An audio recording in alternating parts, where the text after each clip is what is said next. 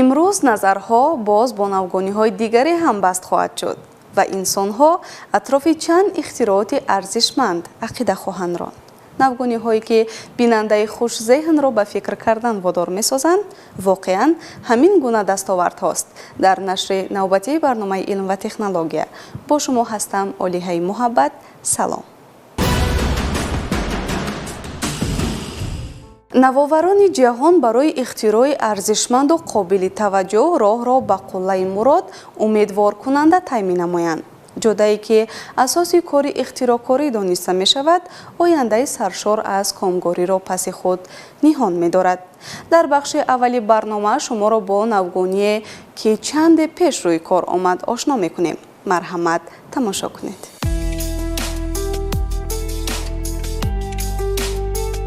баъзе мавридҳо дучархасаворон дар роҳ худро идора карда наметавонанд ва ин сабаби ба садама дучор шуданашон мешавад. аз ин рӯ ихтирокорон таҷҳизотеро бо кӯлоҳи бехатарӣ сохтаанд ки бо идораи смартфон дарозии роҳро нишон медиҳад ва дучархарон бемамоният ҳангоми донистани роҳ бо дучарха ҳаракат мекунад.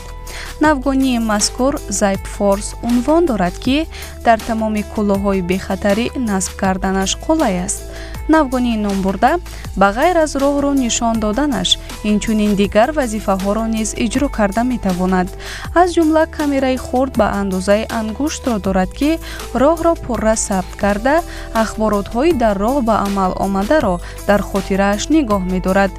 инчунин харитаро пеши назаратон намоён мекунад ва самтро нишон медиҳад. мусиқӣ ҳамчунин зангҳои воридотиву содиротӣ ва паёмакҳои омадаро дар хотирааш нигоҳ медорад. идораи он тавассути садо амалӣ мегардад. навгонии номбурдаро асосан барои сайёҳон ихтироъ намуданд ки ҳар ҳаводиси рухдодаро барои хотира нигоҳ медорад.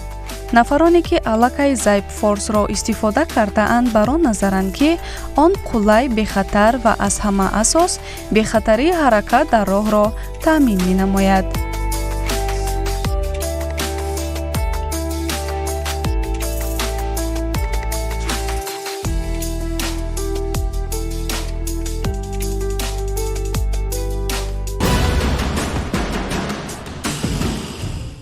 ҳамаи мову шумо мехоҳем дар шароити замонавӣ зиндагӣ намоем ва бо истифода аз таҷҳизотҳои ҳушманд дар хонаи истиқоматӣ рӯзи хуш гузаронем. олимони соҳаи илму техника кӯшиш мекунанд ҳамарӯза бо барои кор овардани навгониҳо диққати оламиёнро ба худ ҷалб намоянд. ин бахши барнома шуморо бо як таҷҳизоти насли нав ошно месозад. бо ҳам мебинем. барои хонаи худро ба истироҳатгоҳ табдил додан моро мебояд аз ихтироъоти навин ва ҳушманд истифода барем. аз ин рӯ ширкати Elegance таҷҳизоти хурдакакиро барои ҳаммом рӯи кор овардааст ки бо вуҷуди хурд буданаш обпошии ғайриоддӣ дорад. қатраҳои бисёр хурди ин таҷҳизот тахминан ба заррачаҳои микроскопӣ монанд мебошад. ҳангоми дар зери он оббозӣ кардан дар назар чунин менамояд ки гӯё дар ҳавои тоза оббозӣ карда истодаед ва инчунин 75% обро сарфа менамояд. заррачаҳои микроскопӣ бошанд суръати обро тезтар мекунанд. ихтирои ном бурда аз сангҳои обтозакунанда иборат аст ки обро аз хлор тоза карда онро бо минералҳои зарурӣ пурра мекунад. инчунин барои аз ҳаммом лаззати бештар гирифтан истеҳсолкунандагон маводҳои оромибахши асаб ва хушбӯйкунандаҳоро ба ӯ насб намудаанд. хулас истифодаи таҷҳизоти номбурда дар шароити имрӯза хеле мусоид аст.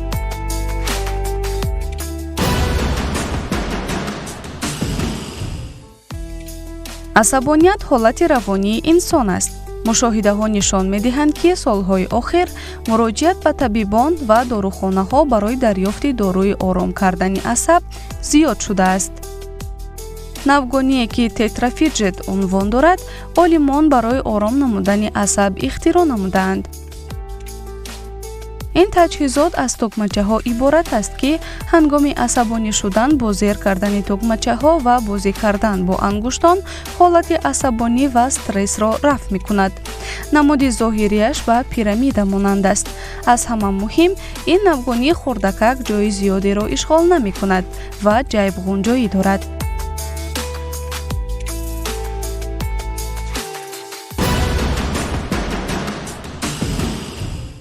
яхдон барои маҳсулотҳое ки дар сардӣ нигоҳдориро талаб мекунанд истифода мешавад ва намудҳои он хеле зиёданд. сюжаи навбатӣ шуморо бо хурдтарин яхдон ошно месозад. бо мо бошед.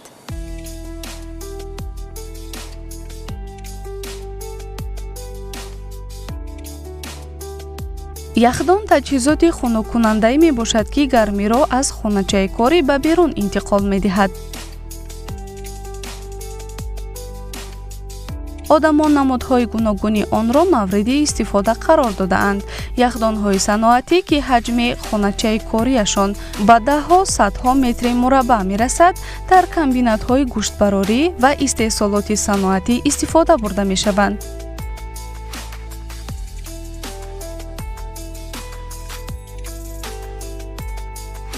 яхдоне ки ҳоло ба шумо муаррифӣ мекунем, аз яхдонҳои муқаррарӣ куллан фарқ дорад.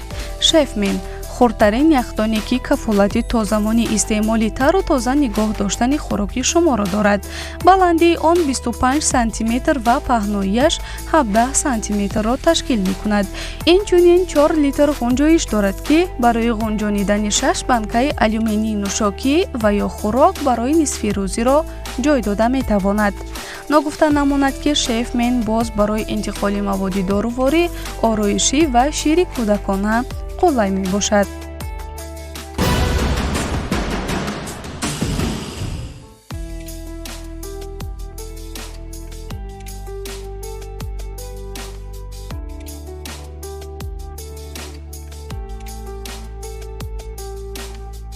намоишгоҳи технологияи ҷаҳонии кес намунаи нави автомобили электрикиро бо номи Zoox пешниҳод намуд, ки имкон дорад ҳангоми бо нерӯ пурра таъмин гардидан дар як шабонарӯз 16 соат ба истифодабаранда хизмат намояд. тарзи сохти ин навгонӣ куллан аз автомобилҳои муқаррарӣ фарқ мекунад, яъне Zoox метавонад бе ронанда ва бо воситаи барномаи махсуси мавҷдиҳандаи макони интихоб гардида ҳаракат намояд. фармоишаш тавассути барномаи махсуси мобилӣ сурат мегирад. мақсади асосии ихтироъ фавран бурда расонидани молу маҳсулот мебошад. Zoox дар дохил 4 ҷойи нишаст дорад, ки барои мусофирон пешбинӣ шудааст ва курсиҳои нишаст муқобили ҳам гузошта шудааст. ин автомобили электрикӣ метавонад ба ду самт ҳаракат намояд ва ҳангоми фармоиш мусофир тавассути сенсори дохилӣ ҷойи зист ва ё макони мерафтаашро интихоб кунаду бо пахши тугмаи ҳаракат ба роҳ барояд. Zoox дорои батареяи калонҳаҷми 133 киловатт-соат мебошад. суръати ҳаракаташ 121 км/соат буда, дарозияш 3,63 метр аст. бояд гуфт, ки ин электромобил дорои 270 навоварӣ аз ҷумла болишти бехатарӣ аст, ки ҳангоми садамаҳо дар ҳоли ҳаракат ба ҳар ду самт ҷони одамонро наҷот медиҳад. ихтироъкорон нақшаи ҳаракати автомобили электрикиро дар кӯчаҳои Сан-Франсиско, Лас-Вегас ва Фастер Сити тасдиқ карданд, ки рӯзҳои наздик мавриди истифода қарор мегирад.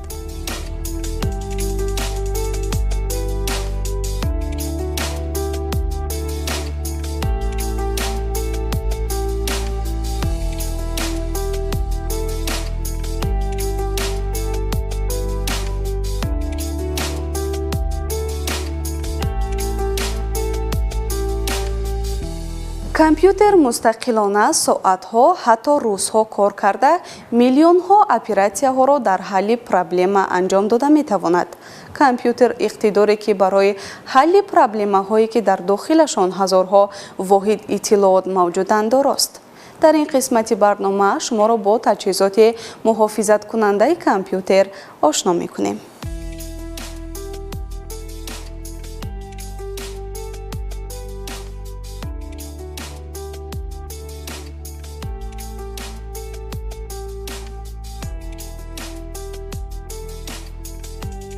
компютер дастгоҳест, ки кори ҳар корбарандаашро осон мегардонад, вале ин таҷҳизоти дар замони муосир муҳим на дар ҳама ҷо имкони кор кардан дорад.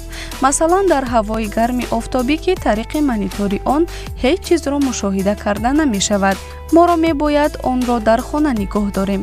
Саншейда ихтирои навест, ки ҳамзамон роҳи ҳалли ин мушкилист.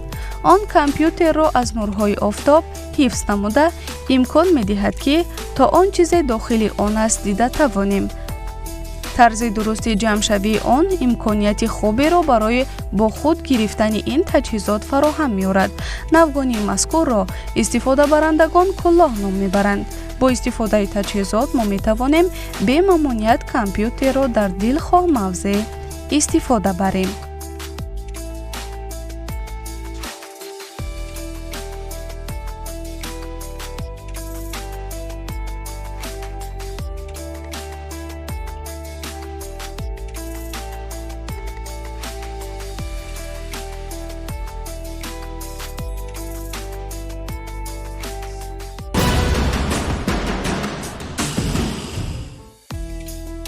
ширкати Samsung телевизори 4K бо экрани андозааш 110-ро пешниҳод намуд, ки дорои 8 миллион пиксел мебошад. Микролед аз ҷиҳати ҳаҷм калонтарин телевизор дониста шудааст. ҳар он наворе ки тавассути ин навгонӣ тамошо мекунед дар назар зинда менамояд. Масалан, агар наворе дар бораи табиат намоиш дода шавад, худро дохили навор тасаввур менамояд. навгониро метавонед дар дил хоҳ ҷои хона ҷойгир намоед ва тавассути смартфон аз дигар ҳуҷра бе мамоният бо дил хоҳ шабака пайваст шавед. ихтироъкорон кафолат медиҳанд, ки ин навгонӣ метавонад 10 сол ба истифодабаранда хизмат намояд. ҷолибияташ дар он аст, ки дар як экран метавонед бо 4 шабака пайваст шаведу тавассути гӯшмонак садоро шунавед. ҳатто имкон доред аксу видеоҳоро ба воситаи барномаи махсус бо клавиатураи фосилавӣ мувофиқи завқ танзим намоед.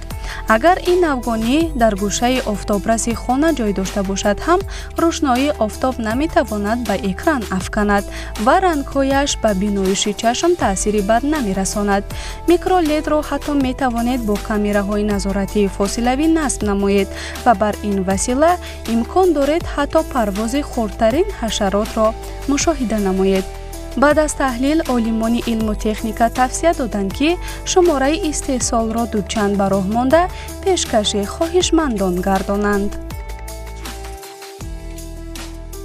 тамошобинони азиз, ин буд навиди ҷадидтарин техникаву технология, ки тӯли ин ҳафта ба дасти мо расид ва мо тавассути барномаи илм ва технология пешкаши шумо намудем. бо барномаҳои дигари телевизиони илм ва табиат бимонед. хайр.